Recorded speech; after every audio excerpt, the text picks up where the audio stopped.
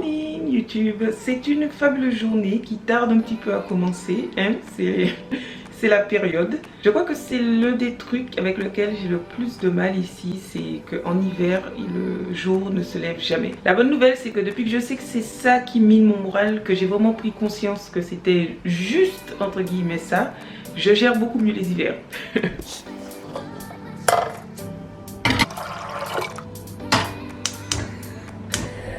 Je suis en train de faire cuire du riz de Camargue et des haricots noirs. Ça m'a fait penser au sujet du jour qui est l'erreur que tout le monde fait quand il veut avoir une alimentation végétale. Je vous laisse réfléchir au sujet. Maintenant, je fais des quiz. Je vous laisse réfléchir. Peut-être que vous aurez une idée de quelle est cette erreur. Si jamais vous avez essayé de voir, je sais pas, réfléchissez. Et pendant ce temps, moi, je vais faire le petit déjeuner. C'est des gaufres. C'est une recette test, du coup je la fais sur Snapchat comme ça, on la fait un peu ensemble, je montre quand il y a des ratés, comment je fais pour récupérer ce qui va pas. Ça arrive de temps en temps. Hello, ici la Mélodie du futur en train de manger des gaufres devenus pancakes qui te confirment que oui, il y a des ratés. Ce que j'ai décidé de faire, c'est de faire des gaufres avec de la farine d'amande, de la farine de kamut, de la purée de coco et du sucre de coco. Du lait végétal, on verra ce que ça donne.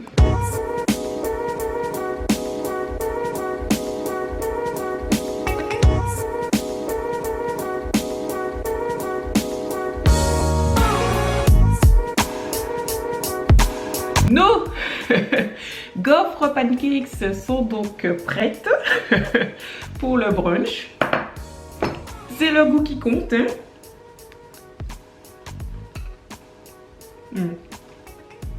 Hyper bon. En plus dessus, j'ai mis du Nutella maison. Je vous mets le lien en barre d'infos pour le Nutella maison. Vous verrez, c'est hyper facile. Il n'y a que 3 ingrédients. L'erreur selon moi qui est fatale lorsque l'on veut passer à une alimentation végétale, c'est de vouloir faire des remplacements. Explication. La grosse erreur en essayant de passer au végétal, c'est d'essayer de remplacer la viande par exemple. Flo, il me le fait souvent, lorsque je lui donne un plat, il me dit mais c'est quoi la viande? Il n'y a pas de viande, c'est pas on remplace pas des choses, c'est qu'on mange différemment. Il n'y a pas les céréales qui remplacent les pâtes et les haricots qui remplacent la viande, c'est pas du tout ça, c'est le bol complet avec les céréales, les haricots, les légumes crus, les légumes cuits, les fruits séchés, les oléagineux, c'est l'ensemble qui fait un repas complet. Bien sûr, je prends mon exemple de bol parce que c'est comme ça que je compose mes bols. Mais quand je ne mets pas tout ça dans mon bol ou si vous ne mettez pas tout ça dans votre bol, le bol qui vous rassasie sur le moment, il ne faut pas que vous le fassiez en vous disant ça, je remplace par ça. C'est switcher de façon de penser et vous dire ça, c'est mon plat et c'est la composition de tout qui fait un repas équilibré.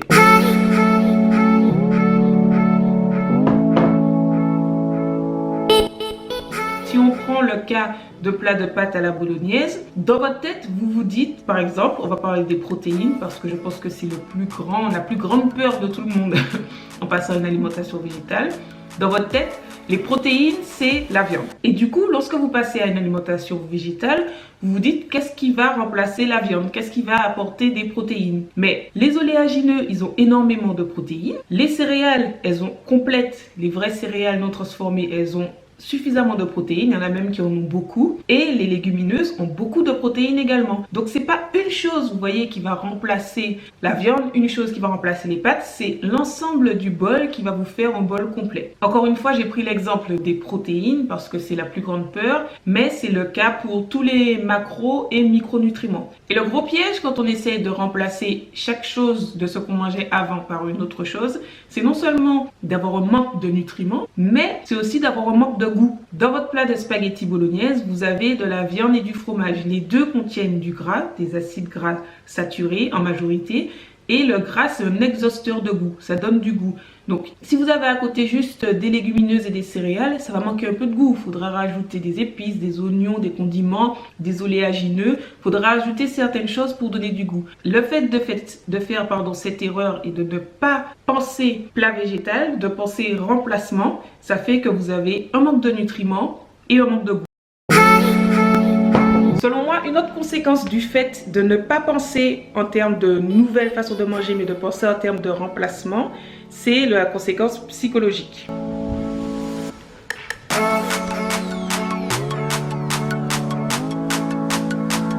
Si vous essayez de de passer à une alimentation végétale, que ce soit pour la planète, pour les animaux ou pour votre santé. Si vous pensez en termes de remplacement, vous allez donc certainement vous dire qu'il vous manque quelque chose par rapport à d'habitude, que ce soit du goût, que ce soit des nutriments, comme je viens de dire. Et ce sera extrêmement difficile. Vous allez avoir l'impression de faire un sacrifice. Elles sont méga bonnes. C'est abusé. En plus là, je sentais... Vous allez rire.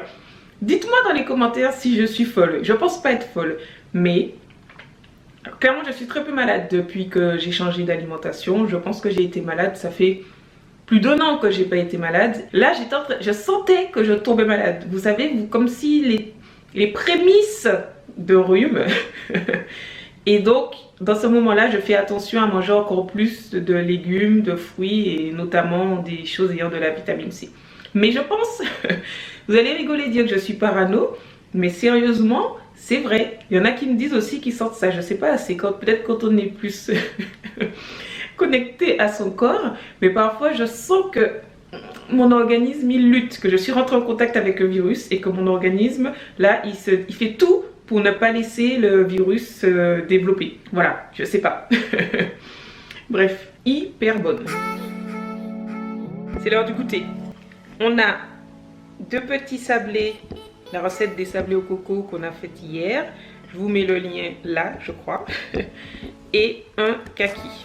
C'est pas mal le kaki. Pour moi, c'est un peu un truc exotique parce que j'en ai pas mangé souvent quand j'étais en Martinique, mais ça se laisse manger, c'est pas trop mal. Pour moi, la dernière conséquence de cette erreur de vouloir remplacer les éléments de l'assiette omnivore par des éléments spécifiques dans une assiette végétale, c'est de se jeter ou de consommer des substituts. Si votre but n'est que les animaux, avec des énormes guillemets, parce que je dis pas que c'est pas une cause valable, je dis juste que ça pourrait être également votre santé et l'environnement. Dans ce cas, il n'y a aucun problème à consommer des substituts, des saucisses et compagnie. Un petit problème de porte-monnaie parce que ça coûte quand même sacrément cher. Si votre but c'est votre santé, je vois pas trop l'intérêt d'acheter des saucisses végétales. Certes, il n'y a pas de produits animaux dedans, mais ça reste des produits industriels avec parfois une liste très très longue d'ingrédients et des choses qu'on ne connaît pas. Si vous le faites pour l'environnement, je pense que c'est pas non plus une bonne idée d'acheter des saucisses, ne serait-ce que pour les emballages. Je n'ai pas dit qu'il faut arrêter de consommer des substituts de viande, ce n'est pas le cas. D'ailleurs, vous savez qu'il m'arrive d'en acheter si vous me suivez depuis un moment. Il m'arrive moins souvent d'en consommer puisque c'est en général plutôt pour Flo, mais il m'arrive d'en acheter. Je reviendrai là-dessus dans une prochaine vidéo. Je ferai un thème avec les aliments transformés qui m'arrive encore de consommer dans mon quotidien et les raisons pour lesquelles je les consomme encore. Ce que j'ai dit, c'est que si vous achetez des substituts de viande parce que vous voulez passer à une alimentation végétale pour votre santé, ce n'est pas forcément la meilleure solution. C'est étonnant, mais on a beaucoup plus de facilité à ne pas manger tous les jours la même chose quand on a une alimentation végétale parce qu'il y a tellement de combinaisons possibles qu'avant. Avant, j'avais l'impression de manger tout le temps la même chose. Du poulet. Je vais arrêter ce vlog maintenant, ce petit blabla.